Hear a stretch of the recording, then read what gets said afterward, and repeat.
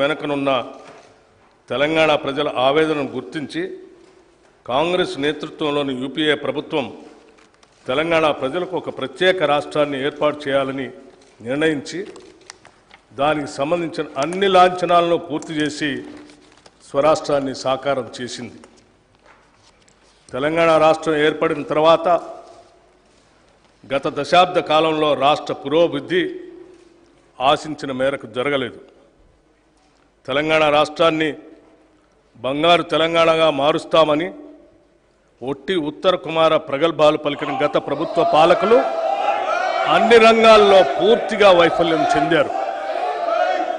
పురోభివృద్ధి అటుంచి రాష్ట్ర ప్రజల సంక్షేమం సన్నగిల్లింది, అభివృద్ధి అడుగంటింది, రాష్ట్రం అప్పుల పాలైంది. చిలికి చిలికి గాలివాన అయినట్లు రాష్ట్ర ఆవిర్భావ సమయానికి ఉన్న 75,577 కోట్ల రూపాయల అప్పు గత 5 డిసెంబర్ నాటికి వామనావతారంలా పెరిగి 6,71,757 కోట్ల రూపాయలకు చేరింది. అంటే గత 10 సంవత్సరాల్లో తెలంగాణ రాష్ట్ర ప్రభుత్వ అప్పు దాదాపు 10 రెట్లు పెరిగింది. తదనుగుణంగా రాష్ట్ర అభివృద్ధి జరగలేదన్నది అక్షర సత్యం.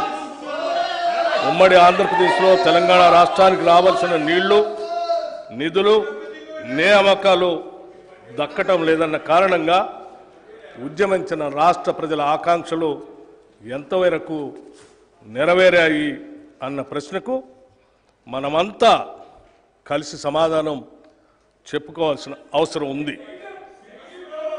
తెలంగాణ వాటాగా వచ్చే నీళ్లను రాష్ట్ర ప్రజల త్రాగునీరు, సాగునీరు అవసరాలకు వినియోగించాలన్నది ప్రభుత్వ ప్రధాన సంకల్పం. అయితే గత దశాబ్ద కాలంలో పాలకులు తీసుకున్న తప్పుడు విధాన నిర్ణయాల కారణంగాను, నాణ్యత లేని పనుల కారణంగాను సాగునీటి ప్రాజెక్టులు ఆశించిన ఫలితాలను ఇవ్వలేకపోతున్నాయి.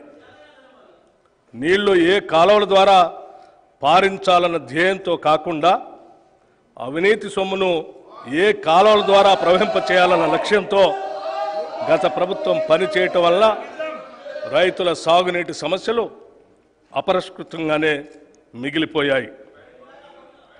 పర్యవసానంగా మన నీళ్లను మనం సమర్థవంతంగా వాడుకోలేని పరిస్థితి దాపురించింది. ఈ పరిస్థితి నుండి బయటపడే విధంగా తగిన దిద్దుబాటు చర్యలను చేపట్టడంతో పాటు మరింత మేలైన ప్రాజెక్టుల నిర్మాణం చేపట్టాలనే కృతనిశ్చయంతో ఈ ప్రభుత్వం ఉంది.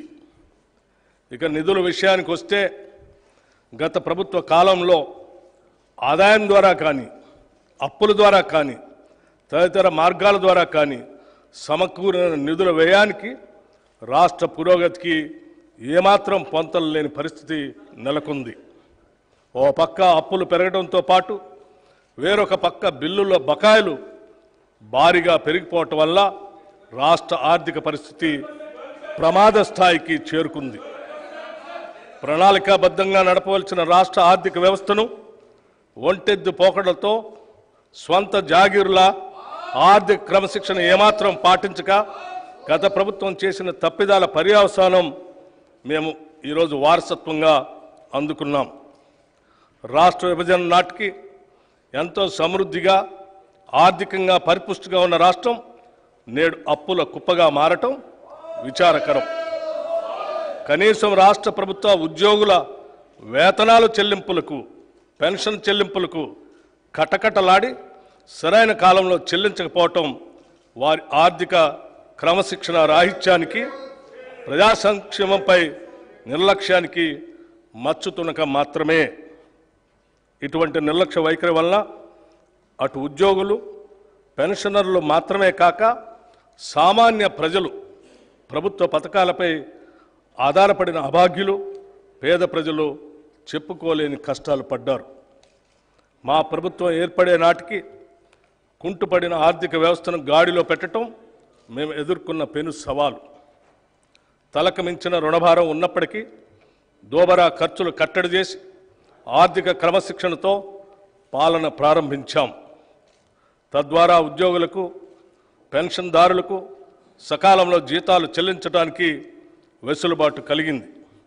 ఈ సంవత్సరం మార్చి నెల నుండి 3.69 లక్షల ప్రభుత్వ ఉద్యోగులకు, 2.87 లక్షల పెన్షన్దారులకు క్రమం తప్పకుండా ప్రతి నెల మొదటి తారీఖున జీతాలు, పెన్షన్లు చెల్లించడానికి మా ప్రభుత్వం చర్యలు తీసుకుంది. డిసెంబర్ 2023లో మా ప్రభుత్వం రాష్ట్ర ఆర్థిక స్థితిపై శ్వేతపత్రం విడుదల చేసే నాటికి 6,71,757 కోట్ల రూపాయల అప్పులు ఉన్నట్లు తేలింది. గత ప్రభుత్వం చేసిన అప్పులైనా ప్రభుత్వ పరంగా బాధ్యతతో వాటి తీర్చేందుకు అన్ని చర్యలకు శ్రీకారం చుట్టాం. మా ప్రభుత్వం ఏర్పడిన తర్వాత 35,118 కోట్ల రూపాయలు రుణాలు తీసుకోగా, గత ప్రభుత్వం చేసిన రుణాలలో అసలు వడ్డీలతో కలిపి 42,892 కోట్ల రూపాయలు బకాయిల్ని చెల్లించాం. అంటే మా ప్రభుత్వం తీసుకున్న రుణాల కన్నా 7,774 కోట్ల రూపాయలు ఎక్కువగా రుణాలు ఈ కొద్ది నెలల్లోనే చెల్లించడం ద్వారా మా చిత్తశుద్ధి అర్థమవుతుంది. గత ప్రభుత్వం నిర్వాహకం వల్ల చివరికి అప్పులు కట్టడానికి కూడా అప్పులు తీసుకునే పరిస్థితికి రాష్ట్రం దిగజారింది. రాష్ట్ర ఆర్థిక పరిస్థితి ఎంత క్లిష్టంగా ఉన్నా సంక్షేమాన్ని మాత్రం మేము విస్మరించలేదు. డిసెంబర్ నుండి నేటి వరకు 34,579 కోట్ల రూపాయలు వివిధ పథకాలపై ఖర్చు చేశాం. ఈ పథకాల్లో ముఖ్యమైనవి మహిళలకు ఉచిత బస్సు ప్రయాణం, 200 యూనిట్ల ఉచిత కరెంట్, రైతు భరోసా, బియ్యంపై సబ్సిడీలు మరియు చేయూత. సంక్షేమంతో పాటు మూలధన వ్యయానికి, క్యాపిటల్ ఎక్స్పెండిచర్ కూడా అదనంగా 19,456 కోట్ల రూపాయలు ఖర్చు చేశాం. తెలంగాణ రాష్ట్రం ఏర్పడిన 10 ఏళ్ల తర్వాత వాస్తవానికి దగ్గరగా ప్రణాళికాబద్ధమైన బడ్జెట్ను తొలిసారిగా మా ప్రభుత్వం 2024 ఫిబ్రవరి 10న శాసనసభలో ప్రవేశపెట్టడం జరిగింది. గత దశాబ్ద కాలంలో నియామకాల విషయానికి వస్తే రాష్ట్ర నిరుద్యోగ యువత కన్న కలలు కలలైపోయాయి. కొత్త ఉద్యోగాలు సృష్టించమనే మాట ఉంచితే, ఉన్న ఉద్యోగాల నియామక ప్రక్రియల్లో గత ప్రభుత్వం చూపించిన అలసత్వం, నిర్లక్ష్యం కారణంగా నిరుద్యోగ యువత ఆశలు అడుగంటిపోయాయి. తాము చేపట్టిన అరకొర ఉద్యోగాల నియామక ప్రక్రియలో చోటు చేసుకున్న అక్రమాలు, పేపర్ లీకేజీలు, అసమర్థ పరీక్షా నిర్వహణ వల్ల అర్హులైన యువతకు ఉద్యోగాలు రాని పరిస్థితి దాపురించింది. ప్రభుత్వ మరియు ప్రభుత్వ రంగ సంస్థల్లో కొత్త ఉద్యోగాలు సృష్టించడానికి, ఉద్యోగ నియామక ప్రక్రియలో పారదర్శకంగా పనిచేయటానికి తగిన చర్యలు మా ప్రభుత్వం తీసుకుంటుంది. తెలంగాణ పబ్లిక్ సర్వీస్ కమిషన్ సంస్థను సమూలంగా ప్రక్షాళన చేసి వారికి కావలసిన నిధులను మరియు మౌలిక వసతులను సమకూర్చాం. పోలీసు, వైద్య మరియు ఇతర రంగాల్లో ఇప్పటికే 31,768 ఉద్యోగ నియామక పత్రాలని అందజేశాం. ఉద్యోగ నియామక ప్రక్రియల్లో ఇదివరకు చోటు చేసుకున్న అవకతవకలను సరిదిద్ది నియామక ప్రణాళిక క్యాలెండర్ను త్వరలోనే ప్రకటిస్తాం. గత ప్రభుత్వ వైఫల్యాలను గమనించిన రాష్ట్ర ప్రజలు మార్పును కోరి ఇందిరమ్మ రాజ్యం కోసం కాంగ్రెస్ పార్టీకి అధికారం ఇచ్చారు. తత్ఫలితంగా గౌరవనీయులు శ్రీ రేవంత్ రెడ్డి గారి నేతృత్వంలో కాంగ్రెస్ పార్టీ ప్రభుత్వాన్ని ఏర్పరిచింది. ప్రజల ఆకాంక్షలతో కాంగ్రెస్ పార్టీ ఆశయాలను సమన్వయపరిచి ఎన్నికల ముందు మేము ఇచ్చిన హామీలను, అభివృద్ధి కార్యక్రమాలను అమలుపరచాలనే దృఢదీక్షతో ప్రభుత్వాన్ని ఏర్పాటు చేశాం. మేము ఇచ్చిన హామీలు ఎన్నికల్లో ఏదో విధంగా గెలవాలనే ఉద్దేశంతో ఇచ్చినవి కావు. ప్రజల గుండె చప్పళ్లకు స్పందించి రూపొందించినవే. మరొక్కసారి చెప్తా ఉన్నాను మీకు, ప్రజల గుండె చప్పళ్లకు స్పందించి రూపొందించినవే. మా హామీలు అలివి కానివని ప్రతిపక్షాలు పదే పదే విమర్శలు చేస్తుండటం గమనార్హం. సంకల్ప బలం, చిత్తశుద్ధి, సమర్థత, నిజాయితీ పునాదులుగా నిర్మితమైనటువంటి మా ప్రభుత్వానికి అలివి కానివి లేవని నిరూపించాం. ఇందుకు తొలిమెట్టుగా రాష్ట్ర మహిళలందరికీ ఇప్పటికే మహాలక్ష్మి పథకం కింద ఉచిత ఆర్టీసీ బస్సు ప్రయాణం కల్పించాం. ఆరోగ్యశ్రీ పథకం కింద అర్హులైన వారందరికీ వైద్య ఖర్చుల నిమిత్తం 5 లక్షల రూపాయల పరిమితిని 10 లక్షల రూపాయలకు పెంచడం మా ప్రభుత్వ చిత్తశుద్ధికి నిదర్శనం.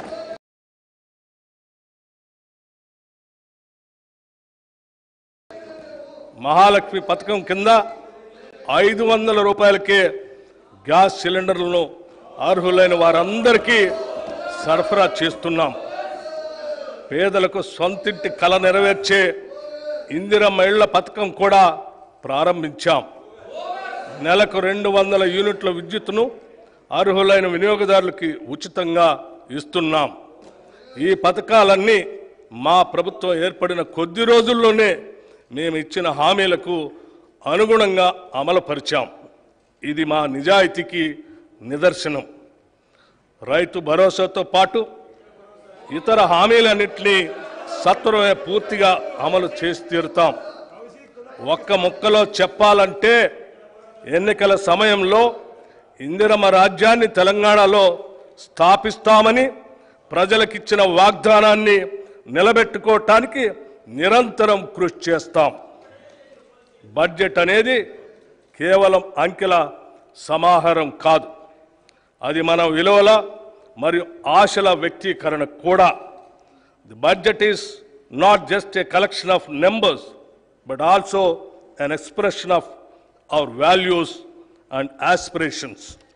మేము ప్రవేశపెడుతున్నటువంటి ఈ బడ్జెట్ మమ్మల్ని నమ్మిన రాష్ట్ర ప్రజల ఆకాంక్షలు మరియు వారి నమ్మకాల ప్రతిబింబమే. తెలంగాణ రాష్ట్ర ఆర్థిక స్థితిగతుల గురించి 2023-24 సంవత్సరానికి ప్రపంచ ఆర్థిక వ్యవస్థ 3.2% అభివృద్ధి చెందింది. ఇదే కాలానికి భారతదేశ ఆర్థిక రంగం 7.6%, తెలంగాణ 7.4%గా వృద్ధిని నమోదు చేశాయి. అంటే గత సంవత్సరంలో తెలంగాణ వృద్ధి రేటు జాతీయ వృద్ధి రేటు కన్నా తక్కువ అని గమనించాలి. 2023-24 ఆర్థిక సంవత్సరంలో తెలంగాణ స్థూల రాష్ట్ర దేశీయ ఉత్పత్తి జిఎస్డిపి ప్రస్తుత ధరల ఆధారంగా లెక్కిస్తే 14,63,963 కోట్ల రూపాయలు. గత సంవత్సరంతో పోలిస్తే 11.9% వృద్ధి రేటు నమోదైంది. జాతీయ స్థాయిలో ఈ వృద్ధి రేటు 9.1%గా ఉంది. ఆదాయ వృద్ధితో పోల్చినప్పుడు పెరిగిన రుణం వల్ల ఖర్చుల కోసం ప్రభుత్వం రుణాలపై భారీగా ఆధారపడిందన్న విషయం స్పష్టమవుతా ఉంది. ఇటువంటి పరిస్థితి ఆర్థిక సుస్థిరతకు ప్రమాదం కలిగించేటువంటి అవకాశం ఉంది. ఆదాయాన్ని మించి రుణం నిరంతరంగా పెరుగుతుందంటే కఠోర ఆర్థిక సంస్కరణలు తీసుకురాని పక్షంలో తెలంగాణ ఆర్థిక స్వస్థత ప్రమాదంలో పడుతుంది. దాన్ని నివారించాలంటే ఆర్థిక వ్యయాన్ని ఆదాయాన్ని సమన్వయపరిచే చర్యలు తీసుకోవాల్సినటువంటి అవసరం ఉంది. 2023-24 సంవత్సరంలో ప్రస్తుత ధరల ప్రకారం రాష్ట్ర తలసరి ఆదాయం 3,47,299 రూపాయలు, జాతీయ తలసరి ఆదాయం 1,83,236 రూపాయలు.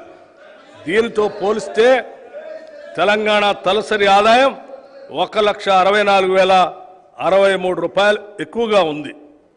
కానీ అదే సమయంలో తలసరి ఆదాయ స్థాయిల్లో జిల్లాల మధ్య తీవ్రమైన అంతరం కూడా ఉంది. ఉదాహరణకి రంగారెడ్డి జిల్లా తలసరి ఆదాయం 9,46,862 రూపాయలు కాగా వికారాబాద్ జిల్లా తలసరి ఆదాయం 1,80,241 రూపాయలు. దీనిని బట్టి వివిధ జిల్లాల మధ్య ఆర్థికాభివృద్ధి సమాన స్థాయిలో లేదని తెలుస్తూ ఉంది. రాష్ట్రంలోని జిల్లాల మధ్య ఉన్న ఆదాయంలో అంతరాలని తగ్గించడానికి మా ప్రభుత్వం విధానాలను రూపొందించి అమలుపరుస్తూ ఉంది. 2023-24లో